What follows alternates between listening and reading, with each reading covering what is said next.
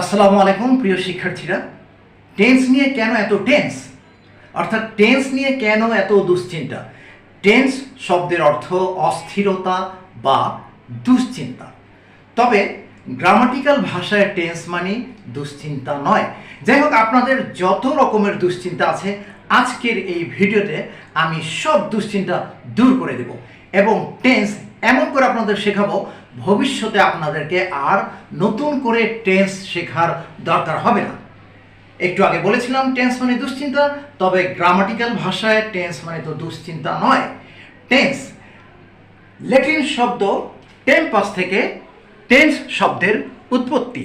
Tense মানে সময়, অর্থাৎ সময়ের উপর ভিত্তি করে ক্রিয়ার যে ভিন্ন ভিন্ন রূপ তাকেই বলা হয় টেন্স। তোমরা এখানে লক্ষ্য করো, আমি রুটি খাই। এই যে খাই, এটা একটা ক্রিয়া, ভার্ব হয়েছে, এটা পরিবর্তিত হয়েছে খেয়েছিলাম তারপরে খাবো।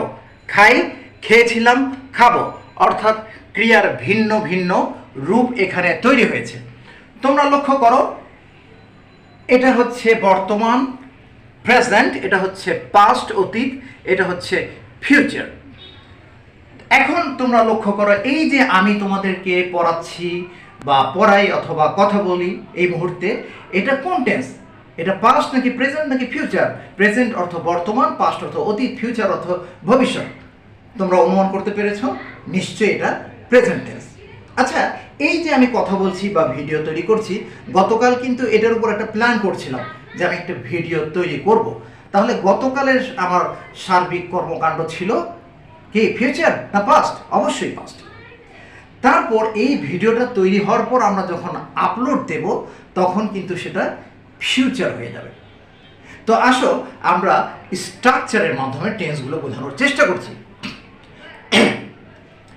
টেন্সের স্ট্রাকচার অনেক কঠিন না, আসলে কঠিন না।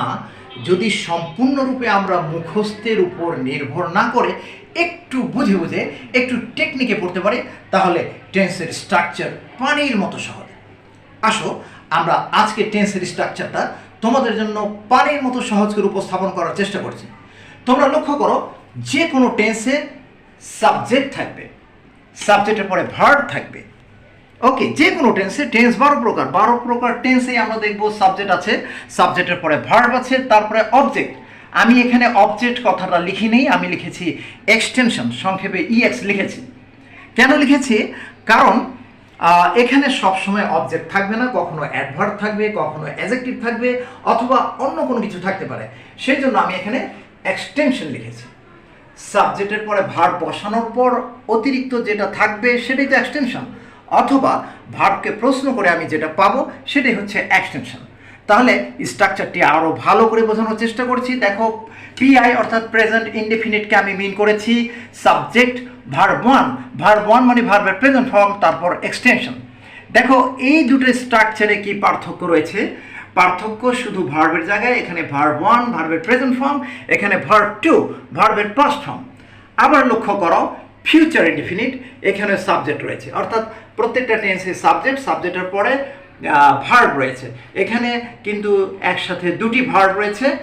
এখানে ভার্ব 1 মানে ভার্বের প্রেজেন্ট ফর্ম, অর্থাৎ প্রেজেন্ট টেন্সে আমরা ভার্ব 1 পেয়েছি, সেই ভার্ব 1 কিন্তু ফিউচার ইনডেফিনিট টেন্সে আছে। তবে পার্থক্য হলো, এখানে ভার্ব 1-এর আগে উইল ব্যবহার করা হয়েছে। এখানে শ্যাল বা উইল ব্যবহার করা যেতে পারে, কিন্তু আধুনিক গ্রামার অনুযায়ী যে কোনো সাবজেক্টের পরেই আমরা উইল ব্যবহার করতে পারি। সেজন্য আমি এখানে উইল ব্যবহার করে দেখিয়েছি। সাবজেক্ট উইল, ভার্ব 1 ভার্বের প্রেজেন্ট ফর্ম, তারপর এক্সটেনশন। আশা করি বুঝতে কোনো সমস্যা হয়নি। এখন আমরা এখানে যে বাক্যগুলো আছে সেগুলোকে অনুবাদ করছি। আমি রুটি খাই, এই বাক্যটি অবশ্যই প্রেজেন্ট ইনডেফিনিট টেন্স। তাহলে আমরা এটাকে অনুবাদ করব, এটা সাবজেক্ট, এটা ভার্ব এবং রুটি হচ্ছে অবজেক্ট। ওকে, তাহলে সাবজেক্ট অনুযায়ী আই লিখেছি, এখানে ভার্ব হিসেবে লিখেছি ইট ভার্বের প্রেজেন্ট ফর্ম ভার্ব 1 এবং ব্রেড এক্সটেনশন, অর্থাৎ ভার্বকে প্রশ্ন করে আমরা যেটা পাই সেটাই এখানে বসিয়ে দিব। আমি খাই, আমি কি খাই? রুটি খাই, বসিয়ে দিলাম। এরপর পাস্ট ইনডিফিনিট, আমি রুটি খাই আগে ছিল, এখন হবে আমি রুটি খেয়েছিলাম, অর্থাৎ অতীতের কাজ।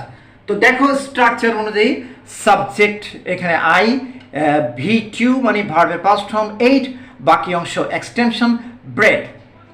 এরপর আমরা ফিউচারে চলে যাব। আগে ছিল আমি রুটি খেয়েছিলাম, এখন হবে আমি রুটি খাবো। ওকে, খাবো মিন করার জন্য এখানে আমরা উইল ইট ব্যবহার করেছি। তোমরা লক্ষ্য করো প্রেজেন্ট ইনডেফিনিট এবং ফিউচার ইনডেফিনিটের স্ট্রাকচারে কি পার্থক্য রয়েছে। পার্থক্য এই যে এখানে উইল রয়েছে কিন্তু প্রেজেন্ট ইনডেফিনিট টেন্সে কোনো উইল নেই। এখানে কোনো উইল নেই, এখানে উইল ব্যবহার করা হয়েছে। অর্থাৎ ভার্বের present form verb 1 present indefinite টেন্সে আমরা পেয়েছি এবং ফিউচার ইনডেফিনিট টেন্সেও একই জিনিস এখানে রিপিট করা হয়েছে। এখানে শুধু উইল লিখে পার্থক্যটা বোঝানো হয়েছে।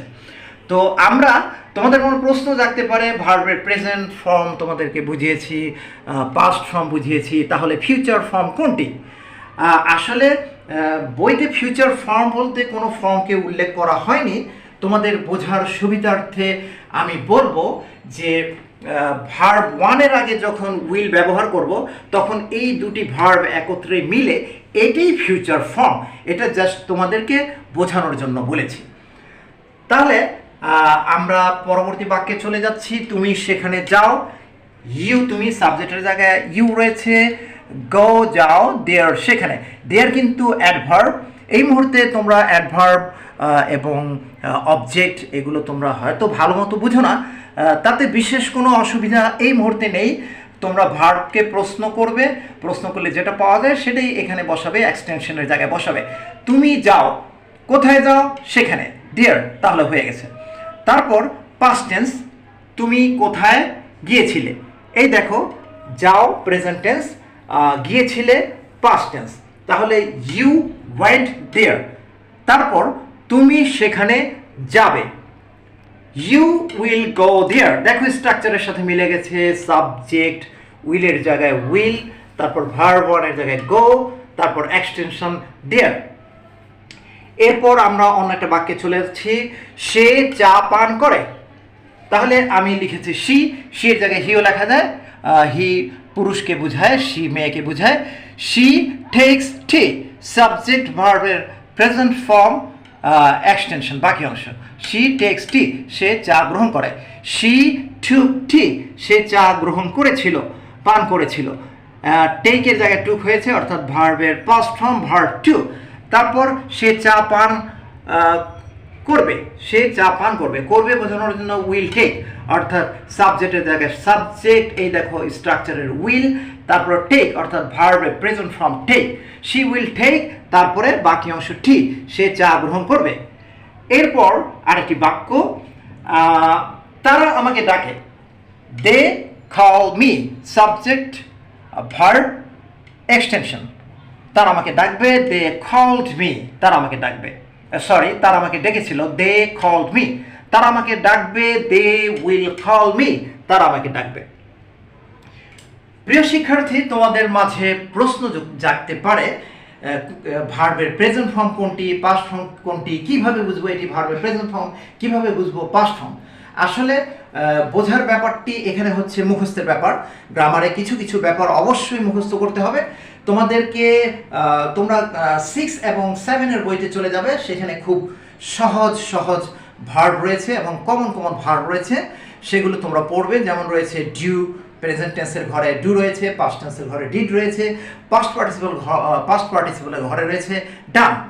তেমনি গো present tense, went past tense, গান পাস্ট পার্টিসিপল। ওকে, এইভাবে তোমরা বইয়ের ছক দেখে মুখস্থ করে ফেলবে। তোমাদের যদি আগে থেকেই মুখস্থ থাকে ইট হলো প্রেজেন্ট টেন্স, তাহলে বুঝে ফেলবে এই বাক্যটি প্রেজেন্ট। আই ইট ব্রেড, এই বাক্যটি প্রেজেন্ট। বাক্যের অর্থ না বুঝলেও বুঝে ফেলবে ভার্ব দেখে। তোমরা যদি আগে থেকে জানো এইট হলো পাস্ট ফর্ম, ইটের পাস্ট ফর্ম হলো এইট, এটা যদি তোমাদের আগে থেকে জানা থাকে তাহলে তোমরা বুঝে ফেলবে আই এইট ব্রেড, এটা পাস্ট টেন্স। ওকে, আর এটা কিভাবে চিনবে? প্রেজেন্ট ফর্মের আগে উইল থাকলে তোমরা বুঝে যাবে এটা ফিউচার টেন্স। প্রিয় শিক্ষার্থী, আমি আপ্রাণ চেষ্টা করছি এই ভিডিওটি তোমাদেরকে ভালো মতো বোঝানোর জন্য। যদি কোনো রকমের কনফিউজ থাকো তোমরা অবশ্যই নিঃসংকোচে কমেন্ট করবে, এবং আমি আপ্রাণ চেষ্টা করব তোমাদের কমেন্টের জবাব দেওয়ার জন্য। বিশেষ প্রয়োজনে নতুন একটি ভিডিও তোমাদের জন্য তৈরি করব। এটা ছিল আজকের টেন্সের ভিডিওর পার্ট 1। আমি 3টি ইনডেফিনিট টেন্স তোমাদেরকে একসাথে বুঝিয়েছি, এটা বোঝার বিশেষ সুবিধার্থে, যাতে করে আমি বোঝানোর আগে তোমরা বুঝে যেতে পারো। সেই জন্য এই ব্যবস্থা। বইয়ের যে সিরিয়ালটা সেটা কিন্তু আমি মেনটেন করিনি। বইতে রয়েছে indefinite, continuous, perfect, perfect continuous. সেই সিরিয়ালটিকে আমি ভঙ্গ করেছি তোমাদেরকে বোঝার স্বার্থে। আজকে আর কথা বাড়াচ্ছি না, আজকের মতো এখানেই বিদায়। আমার ভিডিওর পরবর্তী অংশ দেখার আমন্ত্রণ রইল। Good bye.